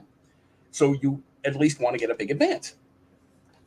But at Marvel, Disney, you're not going to even get the money. So then you're like, well, there is no reason to do it. Well, you're getting your name out there. You're not getting your name out there. They're going to try and take your name out of it as soon as they can. Kirby didn't get his name out there. Decode didn't get his name out there. They're going to take care of you. Only Stan. Yeah. Yeah. I did get a check for Captain Marvel because there was a character I created when I was drawing Quasar. Yeah, DC's a little better. Marvel, Captain Marvel. Yeah. I mean, if they take care of you, they take care of you. But it's a surprise, and it's on a per case basis. I mean, the Ramita family did great. I mean, I knew all of them. They're lifers. They did the right thing. John Ramita was taken care of for his whole life. So it depends on who you are. Right. Carl, the guy with the ideas is usually the guy that gets screwed. Carl, I'm gonna push along because the road is getting smaller. Okay. All right. So all right, that's the end of that. Okay. No, this is we could go for another. We have to have you back. That's all. Yeah, I didn't mean that. I thought we were going to talk about drawing. Sorry about that. Oh, no. Wait, hold on. Let's pause for a second. Everything we're talking about is amazing. That's it. It doesn't matter what we talk about. It's going to be dope. All right. Don't worry about that. It's a weird one. It's like here. We're kicking the ball around. That's all we're doing. There's a really great question in here, and we're about to hit overtime. Okay, so here we go. Okay, a real question. I got a little bit of time. Right. Here we go. Tim Smith, one of my favorite educators, says, "Out of all history, why Nat Turner?" Let me finish the question. My students get so much from reading this together, and this question often comes up. Okay. Well, thank you. It's because there's no competition. If you do a book about the other thing was that there's two things. One, there's no competition, but the other is that it has action. Like people were like, well, why didn't you do Martin Luther King or George Washington Carver? Or they don't really have anything visual. Like George Washington Carver is not, to me, visual. A guy working with test tubes or whatever. I don't see it. Or Martin Luther King, he makes speeches, great speeches, but I don't want to see 200 pages of a guy making speeches. Nat Turner is a guy on a horse with a sword chopping people up, and there's people being whipped and eaten by sharks, and visually that works as a comic book. That's the main. Same thing with when I did King David. People are like, well, why King David out of all the? I'm like, because that's a war story with chicks. It's got guys on horses, it's got hot dames, it's got guys with swords, David and Goliath. It's a lot of stuff. And people were like, well, why not Jesus? Jesus talked for a living. That was, he raised a guy from the dead, but that's about, like, there's nothing really comic. You know what I'm saying? Like, I'm not seeing it. Maybe Walking on Water has some potential. So you want something that's going to be visually interesting for you to draw. You have to justify, with everything. I think with everything, you have to justify why you bothered to draw, because drawing is hard. It's a lot of work, and there's plenty of stories. Romeo and Juliet, it's just you can do it with words, a lot easier, and you have to add something. There's got to be a reason. Why did you draw this? Why am I buying it? Because the price goes up when you have drawings. Again, a novel, I just type, the army comes in, 3,000 people come over the hill, an atom bomb explodes, the entire city of Japan disappears. I don't have to draw it. It's, it's easy, but I have to sit there and I have to, I'm working on some stuff right now. I got to do research and find the picture of the thing. I'm doing a sports story, decathlon. I got to go and look, like, how do people ride BMX bikes? Because they're going to notice, you're selling a sports thing and somebody's like, that's not how you throw a javelin. That's not the right way to do, what's the one where they jump? Pole vault. Pole vault. Yeah. So it's got to be, and again, the reason I picked that subject is because sports has a lot of action and built-in ticking clock, there's suspense. There's, sports stories always work because there's a built-in conflict. There's a goal. There's a ticket. I've never seen a sports story that didn't kind of work. Really hard to screw up. You know what I mean? Yeah. Sure. So that's why Nat Turner. and also nobody was doing. And I had read the original story, and I was like, "This is an amazing story." Like just as a story, a guy who escaped from slavery and then hides in the freaking woods for 6 months or whatever, however long it's been a while since I wrote it, but everybody's looking for him. It was crazy. It's just a crazy story. And that's the main thing you're looking for is, how do I hold somebody's interest? Right. And 100 pages.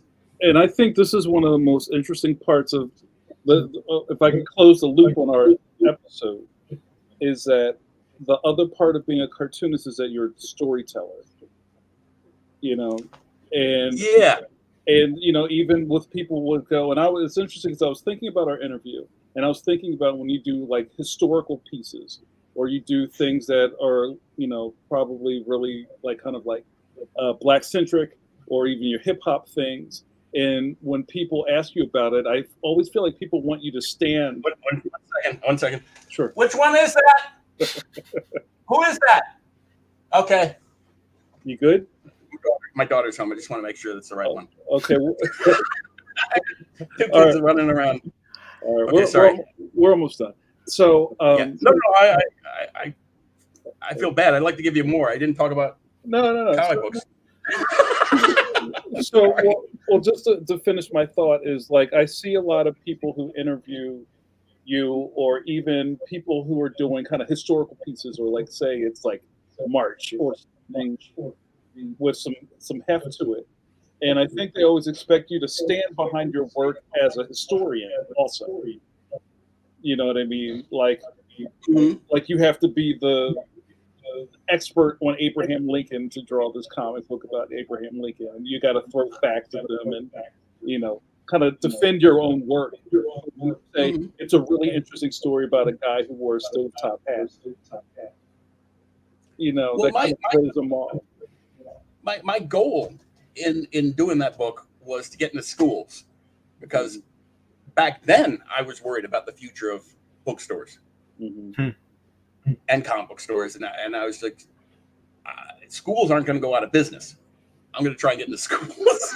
that was the actual thinking, was if I can get into libraries and schools, that's going to be a steady source of income. And my sister is a librarian, and she at the time was saying that the most stolen books were the comic books. Back then, it was like 20 years ago or whatever, and now there's a lot of books for libraries. But back then, there wasn't a lot of comic books for libraries. And I said, well, gee, if somebody did like an educational comic book, would you buy it? She said, oh, of course I would. I wish I had educational comic books that I could put in my library. And that was why the whole project started. And the other thing is with history, you want to carve out a niche in whatever you do. You want to be the pretty girl guy or the dog guy or whatever. And I figured the thing about history, and I tried it with the Bible, was that you'd never run out of stories. Nobody's ever followed up on the Bible thing. Nobody asked me to do anymore, but I do get a lot of Civil War and slavery stuff, and again, that is like a niche now. It's because I did it for this guy, and the person who called me, they saw a thing I did for a museum, and the museum guy saw the comic book, so that was the idea. There was, I'm always trying to figure out some kind of, where are you going to sell this stuff? Where are you going to find customers? And again, you don't want to compete with giants, in my opinion. If I make up a superhero, Marvel or DC will just beat me. Why try? Right. Unless you have a niche. If you have like maybe a gay superhero or crippled superhero. Sorry, you can't say crippled, but you know what I'm saying. A handicapped superhero might, Daredevil. You know what I'm saying. Some kind of niche. Argentinian superhero that might, whatever. Hawaiian superhero. Gotcha. So my thing is, I'm always trying to figure out like what can I sell that nobody. There aren't a lot of people, big guys, competing with me. I don't want to fight with Disney or don't win. Well, talking about King David for a second here, we had a follow-up question from America's Tom Zoller. Are you ever going to do a Noah's Ark project that you mentioned? It sounded that's a good question. That's a very good question. Part of the thing about the Bible stuff was not only is there a lot of stories, but theoretically there should be a lot of places to sell it, right? I mean, it's the Bible. Both times I was doing that Noah's Ark thing as a film, animated film, but before and King David, I think around the same time. And both times, what you found was that they would try to censor things that were in the Bible. The big note, I swear, the big note on Noah's Ark was, does everyone have to drown? The two notes were, God seems kind of mean, and does everyone have to drown?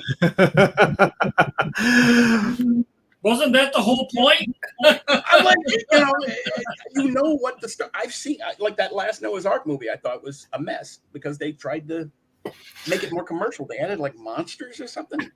Right, like trolls right? or something. Yeah. And you're like, it's the best-selling book of all time. You don't have to now with trolls. You don't have to tweak it. So yeah, if I can find somebody who actually wants it, I'm thinking of going back to King David because I was thinking about this. King David, I didn't want to write. I wanted to do it like Crumb, where it was the actual Bible text. Mm-hmm. That's how I did Nat Turner. It's the actual court documents. Like everything in Nat Turner is an actual quote from somebody. I think I had a quote from Frederick Douglass, but it was all quotes. It was not me making anything up. Mm-hmm. Because I think that's part of the fun is you can't make this stuff up. The minute you put yourself in, then people are like, oh, he's editorializing. And people would try to be like, oh, he's making the slave master look bad or he's making Turner look heroic. And I'm like, I'm not doing anything. Right. That's great. If you think he's heroic, this is the court document. Right. Okay. And you can argue with the court whether it's true or not or whatever, but this is the official court. This is what they say happened. I got nothing to do with it. And the same thing with the Bible is like, there's just crazy stuff in the Bible. People are fighting wars over this stuff. And when you read it, you're like, this is insane. This is like, and then when people are like, you can't say that. And you're like, it's in the Bible. I can't say, that. So that's where we are with that. I want to try another version of King David where I keep the art and put the original text in and see if I can get somebody to buy that thing, like an actual religious publisher or something. I can't believe that there's like nobody who wants a Bible story verbatim. Like it should have been a no-brainer. That's great.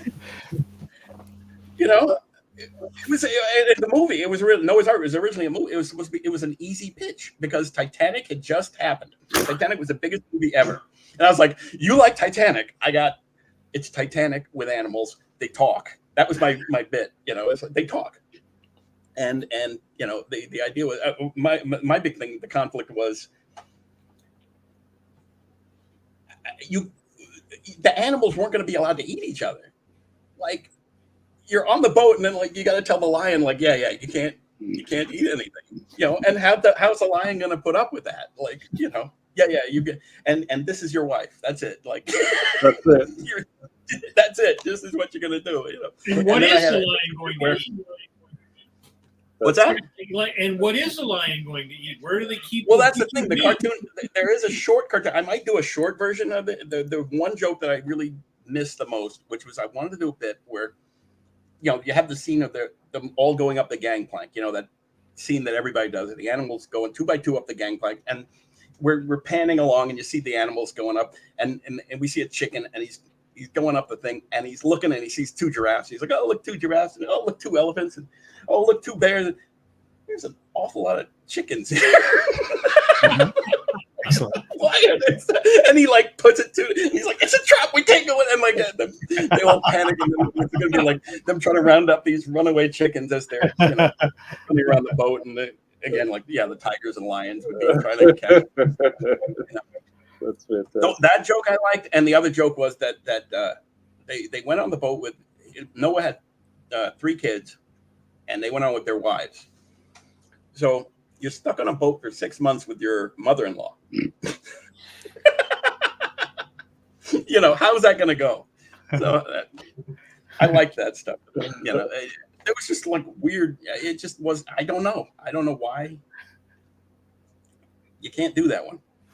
It seemed to me to be easier than it is, and this is how I end up doing stuff by myself. Well, Kyle, I wanted to ask you, how do you feel about Kickstarter? It seems like that would be a natural. What is that? Now, I was going to ask you guys about that because I know that this fine book is a Kickstarter book. Oh, look at that! You just Right, made I got my autograph there. you just made my year, Kyle. Look at that. That's so fantastic. Oh, but then now, how did you do that? That was a Kickstarter. But I mean, how? I don't honestly know what a Kickstarter. I have an account and I never posted it. I just set it up. But you need to talk to Steve Conley. Steve Conley will change your life when you take his handy course. It's public pre-orders for a project you pitch to them. Right, but how do you? But then you have to fill the orders. Yeah, and this. Yeah, I myself put everything in an envelope and mail it myself. But there are fulfillment partners you can have, and they'll handle all that. Yeah, we'll ship it from the printer. You ship it from the printer to the order fulfillment, and they ship everything out. Yeah. You love it. Yeah, we'll talk. This is going to change. Well, how's it different from what I do now? You said they're counting the fat stacks of cash. How you do it now is you're probably reaching your existing audience. Kickstarter will let you reach a new audience of people who visit that site to spend money. You just look at that. Okay. Yeah. All right. Yeah. It's all right there. All right. Hold on. Let's throw maybe one. Yeah. Let's do a lightning round, and then I know I want Kyle to be able to go on with the rest of his night. So give me 1 second, guys. Thank you so much for hanging out with us. Yeah. This chat, I mean, there's some echo there. It's bothering me. Steve, do you wanna run us through? Yeah, I'm terrified. I'm terrified. I'm going to echo.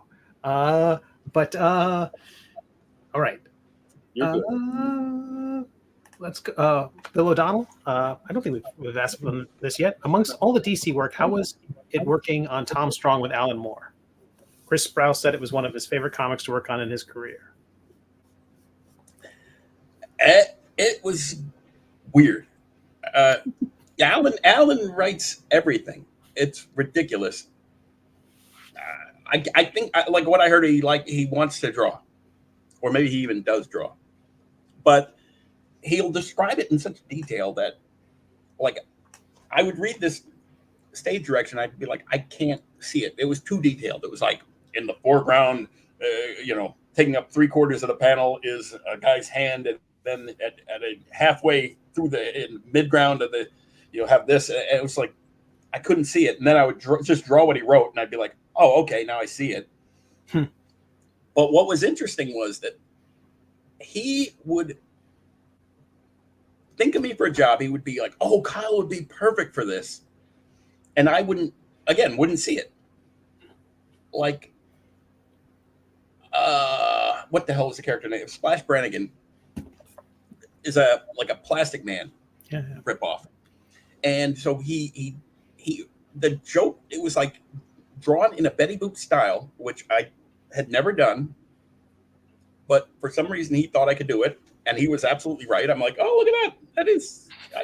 I can do a good Fleischer. I don't, he was right. He must have seen it somewhere. I might have done it somehow or somewhere. And, but then the punchline was that Plastic Man turns out to be the carpet. And so I was like, oh, look at that. I actually am good at this. I'd never done anything like that. And then when they asked me what character I wanted to do, I said, well, I just did, this thing. And it was like Plastic Man. Maybe I could do Plastic Man. And so that's how that happened. And what was the other?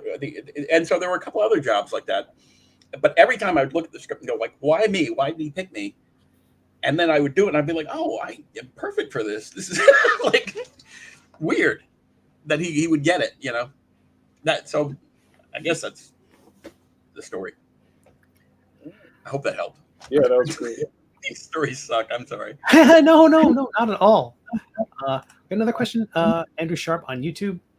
Your animations are so cool. Did you find jumping from comics to animation a challenge? No, animation was my first love.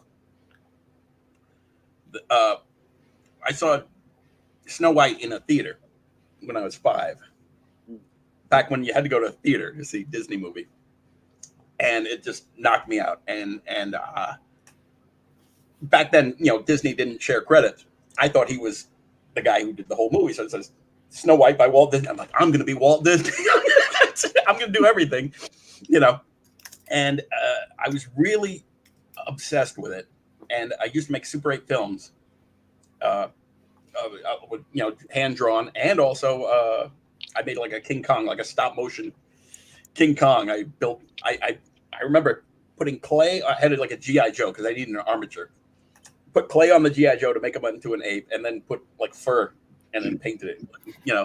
And it's gone forever. But I thought it was. I liked it at the time, but it was probably bad.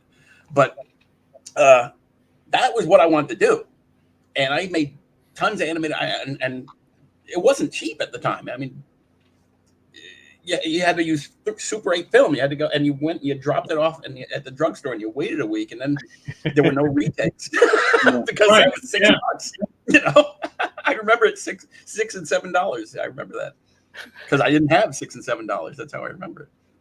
And the more I learned about the business, because first I just learned about the technique. I Preston Blair and the Ollie and the two old men. Illusion of Life. Illusion of Life. I love that. Yeah. Frank and Ollie. That's it. I blanked. So I was really into that, and I loved Bugs Bunny and Tom and Jerry and stuff, and Fritz Frelling. And even then, I knew that the quality had declined because in the 70s we had Hanna-Barbera and Filmation, so I knew already that my employment options were Disney was not making anything. They Black Cauldron, Disney was on the ropes. Yeah. And so it wasn't really a viable career path. So you're either going to be at Filmation or Hanna-Barbera making crap, And so at some point, and like I said, and at some point I found out that nobody got paid, the guy who drew Mickey Mouse got fucked, and et cetera, et cetera.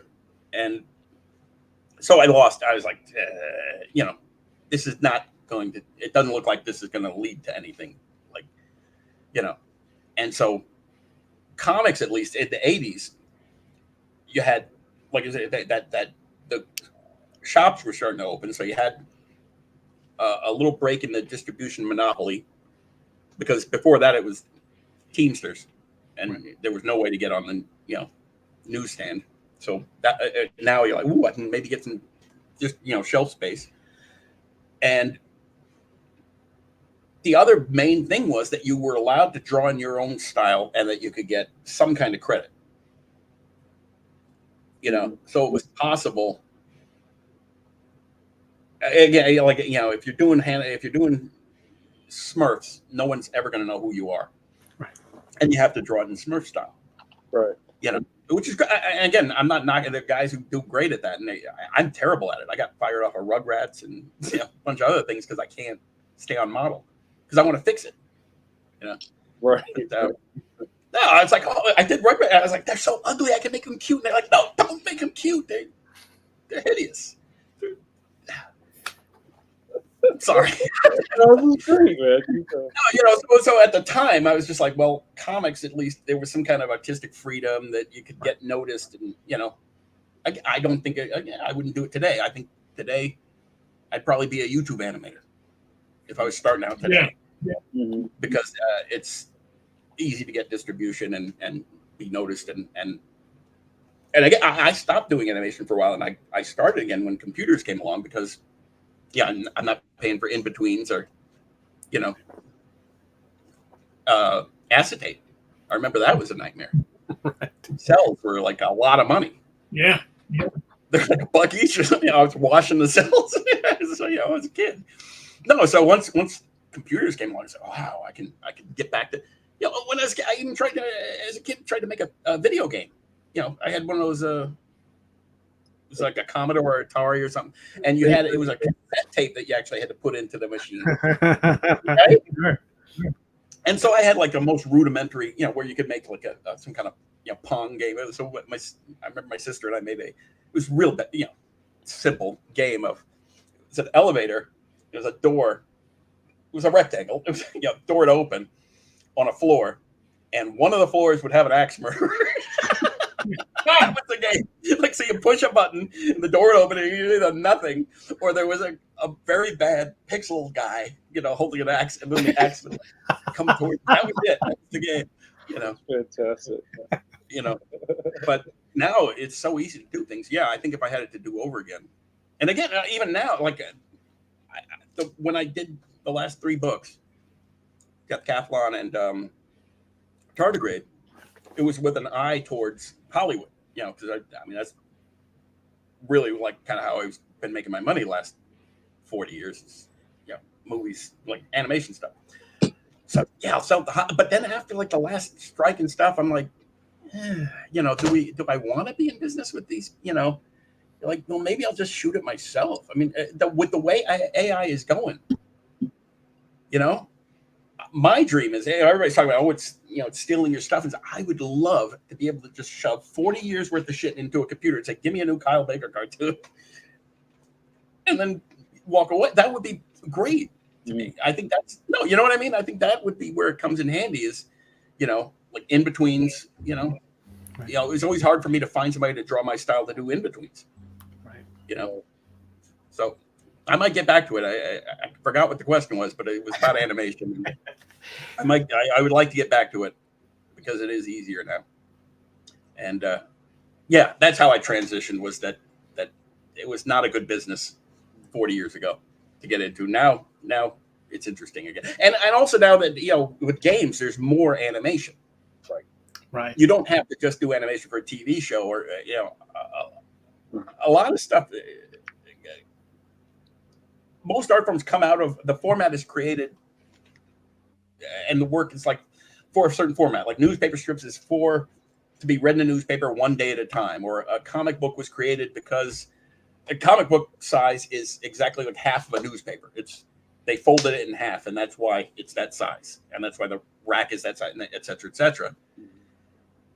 And stories were written, and then, like TV is written where you have to have a commercial break every 10 minutes or something, because that's the structure of TV, and that's how they're going to get their money. And when that changes, like now you got streaming and there's no commercial, so that thing is less rigid. So like now you could do animation in a lot of places. There's apps, there's YouTube, there's video games. So I would probably like to do a game in the future. That's awesome. All right, last question, so we can get you out of here. Steve, you have it. We got from Eternitine Forever on YouTube. What motivates you stylistically? Is it the theme or the characters? Stylistically, this is something I learned from Milton Glaser. You would try to change the style for the job. Like the example Milton used was ketchup bottle. If you're doing ketchup, you might want to be creative, but you can only be creative up to a point. It's got to be bottle shaped. It's got to be red, and it's got to have a tomato somewhere on that label, because you could be super creative and say, I'm going to make a box with a blue box, and nobody's going to like that. So if you're doing, like when I did Looney Tunes or when I did Plastic Man, the first thing I do is like, what is good about that thing? Like in both of those cases, the main thing I did was go back to the last time it worked. Looney Tunes hadn't been funny for 30 years so I was like, I'm doing it was not Tom and Jerry, Sylvester. And I said, I'm just going to go back to Fritz Frilling. Sylvester wants to eat Tweety, and he keeps getting hit. Hadn't been done in like 20 years.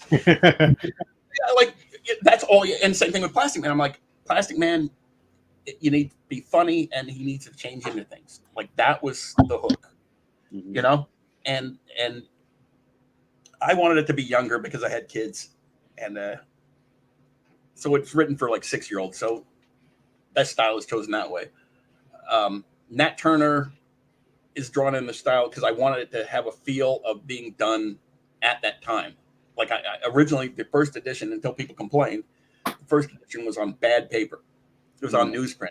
And because I really wanted it to feel like, I bought this book is like 200 years old, you know, and I just found it, you know, and so like everything has a hot spot in the middle. There's like brown around the edges, you know, like those old photos, you know, they're washed out in the middle. And so each time I do a thing, I try to think of like, what's the audience? What is the fan expecting? And also the style tells you what it is. So if you had like an action story like Die Hard and you had like curly cursive script, flowing script for the lettering. Die Hard. Yeah. And it's pink and you choose the picture of Bruce Willis kissing at the end, you know, but he's not covered with blood. You know, you pick some kind of soft scene of him, you know, there's some comedy bit in there somewhere that you could take out of context. People would look at this and think, oh, it's a romantic comedy, you know, and they do this sometimes. They try to do bait and switch and the thing bombs. You know, they could have said, oh, we'll try and get that moonlighting audience and you know, make it look like Sybil Shepherd's in this movie and it would tank, you know, but they you look at that thing and you're like, this has to be, it looks like a Van Damme movie. It looks like a Stallone movie. It looks, you know, so everything I do, like I said, the last book I did, Tardigrade, it's a monster. Like the cover, I did the cover first. You know what it is. Like the cover is, it's a monster fighting the Army and the Navy. Like you've seen it. If you like that, that's what it is. Right. You know. No, that's the pitch. Like, you know, there's no text on the cover. People are like, why is there no text on the cover? And it's like, if you don't know whether or not you want to read this book based on a giant monster fighting the Army and the Air Force, you know, the Navy, then, you know, it's not for you. It's got the boy and the girl hugging, you know. So like, it's a boy, a girl, a monster. You've seen it a million times before. I did it like as close to that style. Painted, you know, the cover. It looks like a 50s monster movie or something. Totally. To the point where I remember putting it on Pinterest, and you know how Pinterest tells you here's some things that are like it. It showed me a bunch of 50s monster movies. Like it just looked at the images like, oh yeah, this is a 50s monster. Like, right. You know what I mean? And sure. So everything, you know, when I did Vibe magazine or was doing hip hop album covers and stuff like that, like the style, it was like graffiti inspired because it's got to tell you like, if you're into hip hop, if you're, you know, in the 80s and you dig KRS-One and, you know, this is for you. You know what I mean? Sure.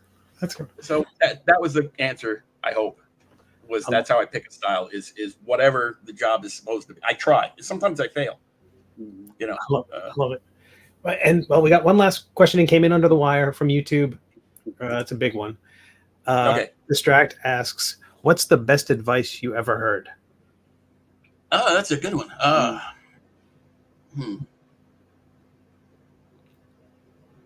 Well, I was thinking today about something I tell my kids all the time. They hear the same damn stories over and over again. But it was a thing I learned working for Vinnie Coletta. And I used to do his backgrounds on Dazzler and Indiana Jones in the 80s. And Vinnie was nobody's favorite inker. Like, I'm not being mean. It's just right. People would be like, why is this guy working? Why is he still here? Nobody understood. Like, how did he get Thor? How is this happening? Nobody liked Vinny's work. I liked it, actually. I actually did. I'm a fan. But most people were not Vinny fans. But Vinny and I would walk down the hall. The editorial offices were in a row. 10 editors in a row. And Vinny would walk down the hall and he'd put his head in each office and say, who fucked up? And there would always be some book in the wind. There'd always be, oh yeah, Mike Golden, he disappeared on us, or Art Adams, or, you know, these were the guys that they were really talented, but they'd be flaky. You know, and those two names I picked because those two names at the time, they might be better now, but at the time they both had just vanished. That's how I got my first Transformers job, was the penciler vanished. Wow. I was inking it, and then they said, you're penciling it now. The thing I learned from working with Vinny, the point was he would get the job. So they'd say, okay, the Avengers is late. It's fucked up. It's a disaster. And we would do it overnight. We'd take it and we'd do it overnight. And it looked like we did it overnight. And I'm 17, so it looks like a 17-year-old high school kid did it overnight on his way to school, which is exactly what I'm drawing. I'm literally drawing on the subway. I met Dennis Cowan drawing on the subway, drawing like Spider-Man. So he's like, "Oh, you draw with a bottle of ink on this." So, what I learned from that was, it's more important to be done. It's more important to be there than to be good. There were geniuses they could not find. There were plenty of guys that they'd rather have, but they just weren't there, or they weren't bringing it in, or they were difficult. They might just have a bad attitude. Some guys are really talented, but you can't talk to them. You'll say, "Oh, change this logo." I'm an artist, And so, as a kid who had, was trying to break in and had no chops, and was just fresh off the street, all I had going for me was that I was a pro. Yeah. And that's gotten like this job I was telling you about, the court TV thing a couple weeks ago. I loved it because it was just nightmare. Like, I just had to grind these drawings out like super fast and make changes like, in seconds. And I felt that was my contribution more than the actual. I don't know if the drawings were particularly good because of those circumstances. I mean, you gave me 2 days to do a whole pile of art. So, it wasn't 100% fantastic, but I don't know a lot of people who could have done that job. Right. So that's something. I don't know if that's advice, but that I bring that up because it's advice I've been giving to my children for the last couple of weeks. One of them, trying to get into college, and one of them was trying to get a job.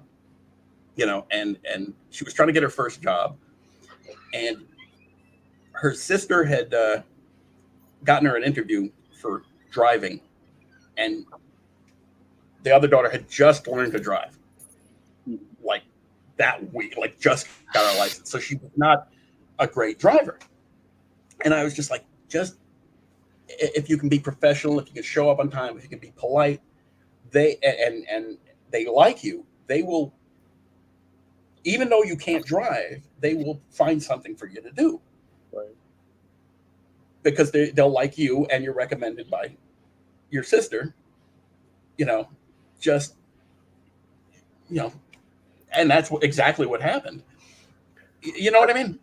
Right. So I think a lot of it is just, do the work and show up and don't be an asshole. It's true, and again, it's true with everything. Know what the job is. Again, I know this is a long answer, but it's something I think about all the time. It's like an old saying: people don't buy shovels; they buy holes. You're not buying like people are talking about AI and all this stuff now, and it's like, you're not buying soap, you're buying clean clothes. And if a new thing comes along that's going to get those clothes cleaner and faster, you don't give a shit about the soap. You're not like, "Oh, I've been using soap and those people have kids to feed." You're like, right? If you find a thing that digs holes better than a shovel, you're going to get rid of the shovel. So whatever the job is, if my job is to make you laugh, that's the bottom line. Like Tardigrade, I did the cover first. I did the cover like years ago. Mm-hmm. And with a cover like that, you have to deliver what's in that cover.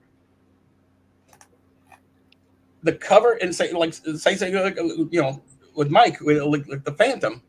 The Phantom is a brand. We know what the Phantom is. It had better have some action in it. Mm-hmm. It better have adventure and action, and some, jungle shit. That's what I'm. If I wanted to see James Bond, I'd watching James Bond. So a lot of it is just doing your damn job. You know what I mean? Yeah, for sure. That's great. Beautiful. But the middle-aged thing, that you that I can tell by reading it that that fantasy, like it's not my scene, like, you know, the sword and sorcery thing. I get it, you know, and so I can see that you really are delivering. You know what I mean? Yeah. Like delivering if I wrote Conan, I fail because I don't get it. Yeah, it's a delivering on a promise. You know, that exactly, yeah. exactly. You think you know what you and you know, I always talk about entertainment. Your job is entertainment. Right. That's it. And people, when they're looking for you, they're looking for entertainment. When they're looking for entertainment, they could pick anything, and they don't care. It's entertainment. It could be a video game. What am I going to do tonight? I'm not working. I want some entertainment. I could play a game. I could go to the movies. I could read a comic book. I could look at the newspaper. I could do anything, and I pick one. But your job is delivering entertainment. That's what you're there for. I mean, you guys, you know, if it's editorial, that's a completely different thing. Or if it's, you know what I'm saying? Yeah. And so, I don't know how I got on that. I don't know. I'm going to say that was the best advice I ever heard. Oh, okay. Vinny never got fired. I'll have to watch this again then. Yeah, Vinny never got fired for butchering a job or saving anybody's ass. Vinny, again, I love, everybody will fight with me, but I loved his romance stuff. Well, he was much better on the girl stuff. Well, it's what he was good at. And a lot of these guys, like Gene Colan, they came in to do something else, and that got canceled. Like Gene Colan is a great cowboy and romance artist, and detective stories and ghost stories, and they stopped doing all of them. And they were like, "You got to draw Batman. That's all we got." And he's okay. He's not really good at guys flying because you can't pose a model. Right. You know, he's great at Dracula. He's great at, you know, those kind of things. He's an old school illustrator. And Vinny was the same thing. Vinny was good at the pretty girls and the romance stuff. And I liked him from, again, the horror stuff, strangely.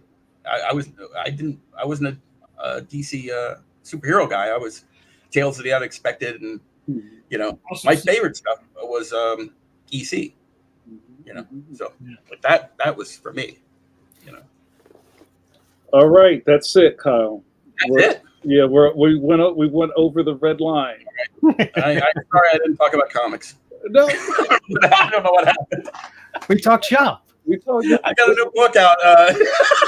This was shop talk. This was fantastic, and I don't think anyone in our viewing area would be against you coming back for a part 2 at some point. What do you think? Tim Fielder. There you look. I know Tim. Maybe we could get you back. You know, we'll have to set it up. Maybe next time I'll prepare better. No, I did not need to go off on those. No notes. All right, you guys. Thank you so much for hanging out. I had a whiteboard.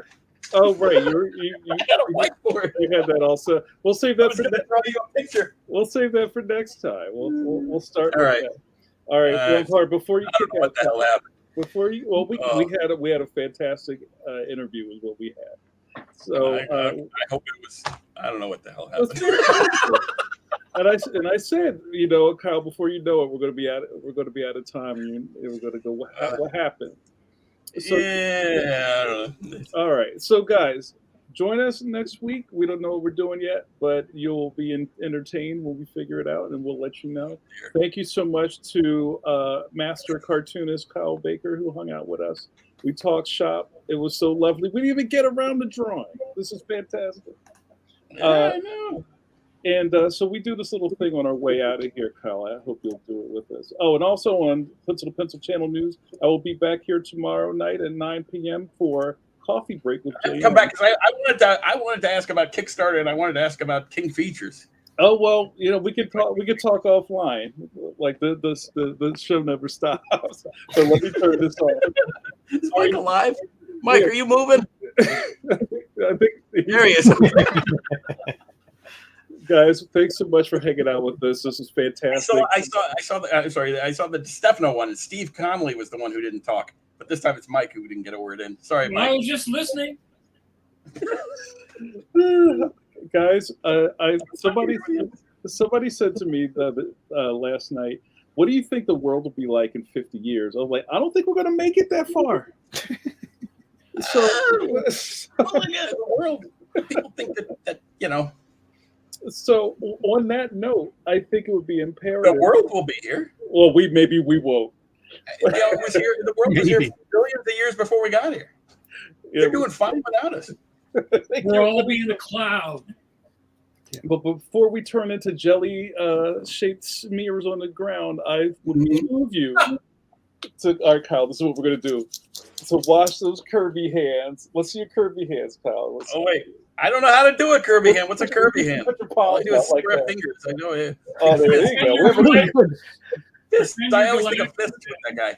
I'll do the Ditko. Oh, there you go. That's nice. Yeah, Ditko I like. Ditko I could do. There you Yeah, go. that That's one. some Ditko. Like that weird one. Yeah, that's the. I love Ditko. Some Ditko hands. All right, guys. Thanks so much. We'll see you. We'll see you tomorrow. Thank you. I hope it was useful. So you.